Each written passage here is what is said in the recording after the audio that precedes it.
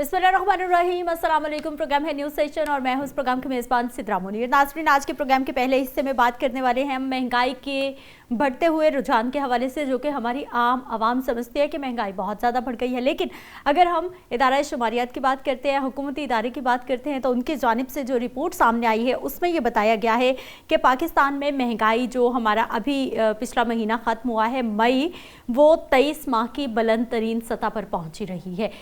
इससे पहले गवर्नमेंट की जानिब से ये भी क्लेम किया जाता रहा कि महंगाई को वो जो जब गवर्नमेंट आई थी 38-37% था, उसको कम करके वो सिंगल डिजिट पे ले आए हैं। फिर वज़ीर आज़म पाकिस्तान शहबाज शरीफ साहब ये भी बरमला इजहार करते हैं, उनको भी देखा गया कि महंगाई 4%, 5% पर आ गई है। लेकिन ये वो तमाम मामला थे जो कि हुकूमत के कागजात में थे। लेकिन जब आम आवाम से बात करते हैं तो आम आवाम वही, जब भी महंगाई की बात करते हैं तो ग्राफ को किस तरह से नापा जाता है, आटा, चीनी, दाल, रोटी, बुनियादी ज़रूरियात ज़िंदगी की जो अशिया हैं, अगर वो मुनासिब दाम पे मिल रही हैं इट मीन्स कि महंगाई कम है, और अगर वो बढ़ रही हैं तो इट मीन्स कि महंगाई बहुत ज़्यादा बढ़ गई है। अब इदारा शुमारियात ने जो माहाना रिपोर्ट जारी की है उसमें ये बताया गया है कि जून 2024 के बाद गुज़िश्ता मई में महंगाई की शरह सबसे ज़्यादा रिकॉर्ड की गई है, और इसमें जो इजाफा है वो 0.52% का रहा है। और ये भी बताया गया है कि आइंदा माली साल में महंगाई की शरह 8.6% रहने की पेशगोई है। अब ये जो महंगाई है, क्या वाकई ही जो इदारा बताता है या जो रिपोर्ट सामने आती हैं ये उसके मुताबिक ही चीज़ें बढ़ रही होती हैं, बाकी सब कुछ कंट्रोल होता है, या फिर हुकूमती कागजात कुछ और हैं और ग्राउंड रियलिटीज़ कुछ और हैं? बात करेंगे। डॉक्टर कैस असलम साहब हमारे साथ मौजूद है, माहिर मौशियात है। सर, आपको खुश आमदीद कहते हैं, बहुत शुक्रिया आपके टाइम का। डॉक्टर साहब, कुछ कहानी तो मैंने कोशिश की है कि बयान कर दूँ, बाकी अब आप बताइए कि महंगाई वाकई ही इतनी कम हो गई है। पेट्रोल देखिए ना कि वो 258-60 से कहाँ पर 380-416 से वापस आया है, और यहाँ हम बता रहे हैं कि महंगाई इतनी नहीं है। आम आदमी तो अपनी जेब देख के बात करता है जी, ना जी। इन्फ्लेशन जो महंगाई है उसके 3-4 वो हैं। जो बात टेक्निकली गवर्नमेंट कर रही है वो है मनी इन्फ्लेशन की, डिमांड पुल इन्फ्लेशन की। ठीक। और उसमें स्टेट बैंक ने कमी करने की कोशिश की पिछले साल तक, इस जंग के ईरान की जो जंग है उससे पहले।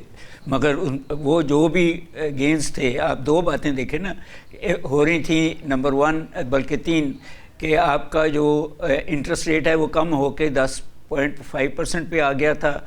आपका इन्फ्लेशन रेट जो है वो शायद 7.5% पे आ गया था, और आपका ग्रोथ रेट जो है वो 3.7 पे आ गया था। मगर अब 6 महीने के अंदर अंदर ग्रोथ रेट कम होके 2.7% के करीब आ गया है। सही। महंगाई जो है वो फूड इन्फ्लेशन स्पेशली और एनर्जी इन्फ्लेशन स्पेशली वो कोई 20% पे चली गई। बाकी इन्फ्लेशन जो है वो कोई गवर्नमेंट कह रही है 8.5% है, कोई 10% पे चली गई, और इंटरेस्ट रेट भी 11% पे चले गए। सो वो जो पिछले 1-1.5 साल 2 सालों में इस हुकूमत ने गेंस लिए थे इकोनॉमिक, वो सारे माइनस में आए हैं, वापस आ गए। और स्पेशली वो जो पेट्रोल की कीमतें या ऑयल की कीमतों की वजह से, मगर उसमें जो लेवीज गवर्नमेंट लगाती रही उसकी वजह से ट्रांसपोर्ट जब महंगी हुई, जो सब्जियां वगैरह थी वो शहरों से बाहर गई, बिल्कुल खर्चा बढ़ा तो वो ऑटोमेटिकली वो और महंगी हो गई। फिर उसके दरमियान मिडलमैन भी है जो सर्द बाजारी भी करता है, जो प्रॉफिट मॉन्गरिंग भी करता है, तो उसने अपॉर्चुनिटीज ले ली और हर चीज़ महंगी कर दी। फिर आपका जीएसटी भी महंगा 18% पे, और अगर आप बड़ी शॉप पे जाएं तो फिर हर चीज़ पे जीएसटी है। शायद खुली चीज़ लें तो उस पर नहीं है, मगर हालांकि सर वहाँ पर जो है वो चाहे कार्ड पेमेंट होती है या फिर वो कैश सर्कुलेशन होता है, वो जीएसटी का जो स्टेटस है वो गवर्नमेंट तक पहुँचे ना पहुँचे, लेकिन हर आदमी जो है वो बड़े स्टोर वाला छोटे स्टोर वाला टैक्स लगा के आवाम की जेब से जरूर निकाल लेता है। अब फूड इन्फ्लेशन, एनर्जी इन्फ्लेशन, सही, कोर इन्फ्लेशन, ये डिफरेंट नाम हैं, इकोनॉमिस्टों को समझ आती है गवर्नमेंट, मैंने आपसे कहा कि वो CPI देखती है, कंज्यूमर प्राइस इंडेक्स को देखती है, ठीक है। वहाँ अब एज ए सेड कि अब फिर से वो बढ़ना शुरू हो। मगर एक और इंडेक्स है जिसको अमूमन नहीं देखा जाता है, वो है GDP डिफ्लेटर। सही। वो सारे प्रोडक्ट्स को देखता है और वो है जो बढ़ रहा है। इसको हम कॉस्ट पुश इन्फ्लेशन कहते हैं कि जैसे जैसे तेल की कीमतें बढ़ेंगी, एनर्जी की कीमतें बढ़ेंगी, मजदूर की उजरत आप बढ़ाएंगे, इंपोर्ट्स जो हैं उनकी कीमतें बढ़ेंगी, जैसे जैसे चारों फैक्टर्स ऑफ प्रोडक्शन जो हैं उनकी कीमत, ज़मीन की कीमत बढ़ेगी तो वो आपकी कॉस्ट पुश इन्फ्लेशन बढ़ती जाती है। सही सही। गवर्नमेंट आपको डिमांड पुल इन्फ्लेशन दिखा रही होती है और जो आम आदमी है उसकी जेब से कॉस्ट, मगर कॉस्ट पुश इन्फ्लेशन जो है वो सरमायाकार को भी तंग करती है। सही। क्योंकि उसकी चीजें, उसका प्रॉफिट मार्जिन भी कम होता है ना। हर चीज कैसे कम होता है? जो सरमायादार है कभी भी वो अपने ऊपर तो आंच नहीं आने देता, वो तो कॉस्ट ऑफ प्रोडक्शन बढ़ती है, वो ऑटोमेटिकली एंड प्रोडक्ट की प्राइस बढ़ा देता है और कंज्यूमर ही उसको भरता है। फिर देखें, दो बातें बहुत इंपॉर्टेंट हैं। हाँ। एक ये है जो बात आप ही ने कर दी कि अगर तो वो गवर्नमेंट को वो टैक्स जो इकट्ठा किया दे दे तो उसका प्रॉफिट मार्जिन नीचे चला जाएगा, और अगर वो नहीं दे रहा तो फिर नेचुरली वो इलीगल मीन से अपना प्रॉफिट ले रहा है ना, लीगल मीन से नहीं ले रहा इन दैट कॉन्टेक्स्ट। दूसरा ये है कि जब आप ऑनेस्टली मिनिमम वेज देंगे 40,000 और 25,000 आपके पास मजदूर है तो आपका कॉस्ट ऑफ डूइंग बिजनेस बढ़ेगा। अगर आप ये कह के कि हम 40 देते हैं और 25,000 उसको दें तो नेचुरली वो फिर आप इलीगल मीन से अपना प्रॉफिट बीच में से निकाल रहे हैं। सही। हमारा जो मैकेनिज्म है सारा FBR का, उसके अंदर बहुत सारे ऐसे लोग हैं जो सरमायाकार से अपनी जेब में पैसे ले लेते हैं और ले लेते हैं। वो उसमें लॉयर्स भी हैं, हाँ। उसमें FBR के लोग भी हाँ। हैं, तो उससे ये होता है कि आने की जरूरत ही नहीं पड़ती, वो तो उनके प्रॉफिट तो बन जाते हैं, मगर वो इस सारा बोझ जो है वो अवाम पे कर देते। जब जिस मॉनिटरिंग एजेंसी ने पैसे खा लिए तो फिर कौन है आपका वाली वारिस? कोई भी नहीं इन दैट कॉन्टेक्स्ट। तो डॉक्टर साहब मुझे ये बताइए, मैं तो यहाँ पे जब प्रोग्राम करती हूँ ना, मेरा मकसद होता है आम आवाम की बात करनी, क्योंकि हमने तो लोगों की बात करनी है। अब गवर्नमेंट के नंबर्स हैं, वो कहना चाहता हूँ आपको। जी जी जी जी। वो ये है कि आप महंगाई कर रहे हैं, समझ आती है कि जी जंग लगी हुई है, आपने अपने खर्चे भी करने हैं, हवाई जहाज भी खरीदना, गाड़ियां भी खरीदनी है एंड सच। सर जंग वाले मुमालिक में ना तेल बढ़ रहा है, ना स्कूल बंद हो रहा है, हम सब कुछ करते जा रहे हैं। मैं यही कह रहा हूँ, मगर जो है एम्प्लॉयमेंट जो जनरेट कर दे ना, कि आदमी जो जी यही गवर्नमेंट का काम है ना।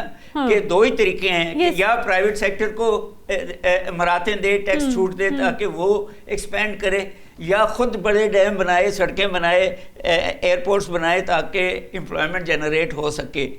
जब तक एम्प्लॉयमेंट जनरेट नहीं होगी, आप दोनों चीज़ें कर रहे हैं ना, लोगों की एम्प्लॉयमेंट लेवल जो है, बाइंग पावर कम होती जा रही है, 12% से ज्यादा चल गया। रिसेंटली रिपोर्ट आई है जो बड़ी मजेदार है, वो ये कह रही है कि एसेट्स जो हैं सिर्फ 11% के पास हैं, 89%, और बाकी जो थोड़े से हैं वो अगले 50% पे हैं, और 40% लोग पॉवर्टी लाइन से नीचे हैं। 48% जी।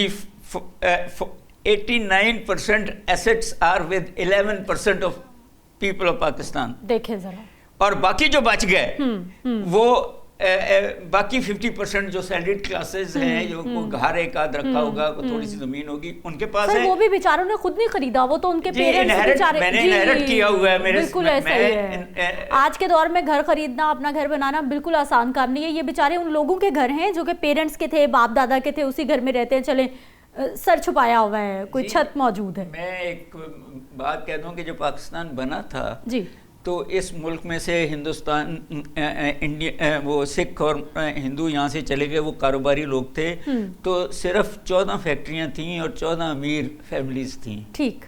कुछ सिख फैमिलियाँ मुसलमान हो गईं और यहाँ रह गईं क्योंकि ज़मीनें यहाँ थीं। आज जो हम कहते हैं अमीर हुए हैं, वो इस टैक्स को लूट के इस 78 यानी वो पाकिस्तान को खाते हुए हुए हैं, पाकिस्तान को, इसी सरजमीन को खाकर अमीर हुए हैं। पनामा लीग से लेके दुबई लीग तक انہی کے نام آتے ہیں, بار بار آتے ہیں, ہم نے کبھی کسی کو سزا نہیں دیکھا سوائے ایک پولیٹیشنز کو. اس میں بیوروکریٹس بھی ہیں, اس میں اور لوگ بھی ہیں, چھپا دی جاتی ہیں, رپورٹس انٹرنیشنلی آتی ہیں. Political victimization. I M F یہ کہہ رہی ہے آپ کو کہ آپ ٹرانسپیرنٹ کریں اپنے جو ادارے ہیں, جو ٹیکس کے بھی ادارے ہیں اور جو نیب بھی ہیں, آپ نہیں کر رہے. آئی ایم ایف کہہ رہی ہے کہ آپ پاورٹی ایلیویشن کریں. ڈاکٹر صاحب مجھے یہ بتائیے کہ آئی ایم ایف کے جو افسران ہیں یا پھر ان کے جو لوگ ہیں, ادارے ہیں, کیا وہ اتنے بیوقوف ہیں, ان کو نہیں پتا کیا ہو رہا ہے؟ وہ یہ تو کہہ رہے ہیں کہ پیٹرولیم لیوی بڑھائیں, وہ یہ تو کہتے ہیں پیٹرول پہ ٹیکس لگائیں, وہ یہ تو کہتے ہیں جی ایس ٹی بڑھا دیں, وہ یہ تو کہہ رہے ہیں کہ ہائیبریڈ گاڑیوں پہ جو ہے وہ ٹیکس بڑھا دیں, شرح الیکٹرک گاڑیوں پہ ٹیکس کی شرح 1 سے 18 پہ لے جائیں. کچھ کہتے ہیں وہ آپ صرف وہ بتاتے ہیں. ہاں, ان کو کیا یہ ہماری افسر شاہی کیا کر رہی ہے, ہماری سیاستدان کیا کر رہے ہیں, کیا وہاں پر اس کی نظریں بند ہیں یا وہ جان بوجھ کے بند کر لیتے ہیں؟ جی وہ جو دوسری بات ہے وہ یہ ہے کہ جب وہ بھی تو عام انسان ہے نا, مڈل کلاس کے لوگ ہیں, وہاں اس قسم کے انڈسٹریلسٹ تو آئی ایم ایف میں نہیں ہوتے. وہ جب یہاں آتے ہیں اور یہاں آپ ان کو بڑے بڑے مراد دیتے ہیں, تحفے ان کو بھی اپنے راستے پہ لگا لیتے ہیں, تو وہ پھر کئی چیزوں پہ آنکھیں بند کر لیتے ہیں. صحیح ان دیٹ کانٹیکسٹ. مگر کئی چیزوں پہ جب انہوں نے رپورٹ اوپر دینی ہوتی ہے تو پھر وہ رپورٹیں بھی شائع کر دیتے ہیں آپ کے بارے میں, آپ کی کرپشن کے بارے میں بھی, آپ کے جو ڈیٹ ہے اس کے بارے میں بھی, اینڈ سچ فورتھ. ڈاکٹر صاحب آپ نے کہا کہ یہ جو حالات کچھ بہتر ہوئے تھے, یہ مڈل ایسٹ کی جنگ کے بعد دوبارہ سے خراب ہونا شروع ہو گئے, مہنگائی کی شرح مسلسل بڑھنے شروع ہو گئی ہے. آنے والے وقت میں کیا گورنمنٹ کے پاس کوئی ایسا پلان ہو سکتا ہے آفٹر بجٹ کہ مہنگائی کی شرح کم از کم عام آدمی کو سکون آ جائے؟ یہ جو آپ 48% بتا رہے ہیں, یہ بہت بڑی تعداد ہے لوگوں کی جو کہ پاورٹی لائن سے بھی, یعنی ایک وقت کی روٹی کھاتے ہیں, پاورٹی لائن سے اوپر ہیں مگر امیر نہیں ہیں. جی جی, مشکل سے گزارا ہو رہا ہے. 40% کی بات نہیں کر رہا جو پاورٹی لائن کے نیچے ہیں. صحیح, میں ان کی بات کر رہا ہوں جو جس کو ہم لوور مڈل کلاس اور مڈل کلاس کہتے ہیں, اور اب تو اس رپورٹ کے تحت اپر مڈل کلاس بھی. ٹھیک, وہ 11% تو آپ کی ایلیٹ ہے نا. جی جی سر, ان کا تو مسئلہ ہی نہیں ہے نا. جی بٹ سوال تو یہی ہے کہ آپ کی جو پولیٹیکل فلسفی, آپ نے گورنمنٹ کی بات کی, گورنمنٹ سب کچھ کر سکتی ہے. صحیح, بٹ اگر آپ انہی کے رشتے دار ہیں یا انہی کے حصے دار ہیں تو پھر انہی کے کلاس فیلوز ہیں. صحیح, تو پھر آپ بھی کہیں نہ کہیں یہ کہہ دیتے ہیں کہ جی دبئی میں ایک اپارٹمنٹ مجھے بھی لے دو, بس پھر ہمیشہ کے لیے آپ کا منہ بھی بند اور آنکھیں بھی بند. نیچرلی ہر بندہ اپنی سکت کو دیکھ کے مانگتا ہے نا کہ مجھے کیا دیا. بہت سارے لوگ ہیں جو آنیسٹلی کام کر رہے ہیں. مفادات کی سیاست, مفادات کی نوکریاں, مفادات سب کچھ. اگر آپ اس کو ہسٹوریکلی دیکھیں تو ایسٹ انڈیا کمپنی کا ایک نیا ماڈل اس ملک میں رائج ہو گیا, اور اس جیسے اسی لیے تھرڈ ورلڈ کنٹریز, اب تو ان کا نام انہوں نے اور بھی رکھ دیا, ساؤتھ. یس, نارتھ اور ساؤتھ. مجھے کسی نے کہا کہ نارتھ کا مطلب ہے کولڈ ہارڈ ورکنگ نارتھ جو گرو کر رہی ہے, اور ساؤتھ کا مطلب ہے ہاٹ لیتھارجک کرپٹ ساؤتھ جو اپنے ہی ریسورسز کو, ہیومن بھی اور نیچرل ریسورسز کو فلاؤٹ کر رہی ہے. صحیح, اور آج سے 50 سال پہلے یا 40 سال پہلے جب ورلڈ بینک اور آئی ایم ایف کو 50 سال ہوئے تھے تو امریکہ میں ایک مہم چلی تھی کہ ان کو بند کر دیا جائے. تو انہوں نے ان کے جو اس وقت ورلڈ بینک کے پریزیڈنٹ تھے, اس نے تقریر کی, اس نے کہا جی ہم نے جو یورپ پہ پیسے خرچ کیے ریہیبلیٹیشن کے لیے, اتنے ہی پیسے ہم نے تھرڈ ورلڈ پہ دیے ہیں. یورپ ریہیبلیٹیٹ ہو گیا, تھرڈ ورلڈ کھا گیا. یہ آج سے 30-40 سال پہلے کی رپورٹ ہے. صحیح صحیح صحیح. اب مصیبت یہ ہے کہ اس سارے وشس سرکل سے ہم کیسے نکلیں؟ سر نکالے گا کون؟ جنہوں نے نکالنا ہے وہی تو اس کا حصہ ہیں, کس طرح سے نکل سکتے ہیں؟ آپ سب, جب ڈونلڈ ٹرمپ یہ کہتا ہے کہ آپ ابراہم اکارڈ کا حصہ بنے اور قوم کہتی ہے کہ ہم نہیں بنیں گے, اسرائیل کو تسلیم نہیں کریں گے, تو آپ اس وشس سرکل میں آ گئے نا کہ جہاں آپ پہ ایک پریشر اور ہے, قوم کا پریشر اور ہے. یہی پریشر الٹیمیٹلی مہنگائی کی طرف چلا جائے گا, انڈسٹریلائزیشن کی بات بھی کرے گا کہ جی ایران اگر 40 سال اس پہ سینکشن لگی ہوں اور وہ اس قسم کے میزائل بنا سکے اور اس قسم کا ریزیلینس دکھا سکے، تو آپ کو کیا تکلیف ہے جب چین بھی آپ کا دوست ہے، امریکہ بھی آپ کا دوست ہے، ایران بھی آپ کا دوست ہے، سعودی عرب بھی آپ کا دوست ہے، یہ سارے آپ کے دوست ہیں. آپ کو اور سر آپ فائدے بھی لے رہے ہیں لیکن وہ فائدے جا کہاں رہے ہیں، عوام تک نہیں پہنچا رہے. آپ نے 2 ڈیموں کے بعد ایک بھی ڈیم نہیں بنایا. آپ نے کوئی ایگریکلچرل ریفارم نہیں کیے. آپ نے جو ہے بیوروکریٹک ریفارمز نہیں کیے. مشرف بہت کوشش کرتا رہا، ناکام رہ گیا. اس کے بعد کی حکومتیں تو بعد کی بات ہے. آپ نے کوئی جوڈیشل ریفارمز نہیں کیے. رپورٹ آفٹر رپورٹ ہے کہ آپ کی پولیس، آپ کی لوور جوڈیشری، آپ کی بیوروکریسی، آپ کی LDA کرپشن بڑھ رہی ہے، کرپشن کی لسٹ میں آ رہے ہیں. سزا کس کو دی؟ آپ نے PIA بٹھا دی، آپ نے ریلوے بٹھا دی. آپ نے ان کے کوئی ڈائریکٹرز کو کہیں سزا دی؟ پوچھا کہ جناب آپ کو جو 1 2 سال 30 سال کے لیے ڈائریکٹر بنایا تھا، چیئرمین بنایا تھا، تو کدھر ہے؟ کیوں بیٹھے ہیں یہ ادارے؟ ٹھیک ہے، ڈاکٹر قیس اسلم صاحب ہمارے ساتھ موجود رہے ہیں. سر بہت شکریہ، آپ نے ہمیں ٹائم دیا ہے. اور بات یہی ہے کہ ہمارے جو سرکار کے ادارے ہیں خرابیاں کیوں ہیں؟ کیونکہ وہاں پر خود احتسابی بھی نہیں ہے، اور ادارہ جاتی جو احتساب ہے وہ بھی کہیں نہ کہیں فائلوں کی نظری ہو کر رہ جاتا ہے. اور یہ جو مہنگائی کی شرح ہے، گورنمنٹ پہلے سے بتا رہی ہے کہ مہنگائی آنے والے دنوں میں مزید بڑھ جائے گی. ایک بریک پہ جاتے ہیں، واپس آئیں گے، مزید ٹاپکس پہ بات کریں گے.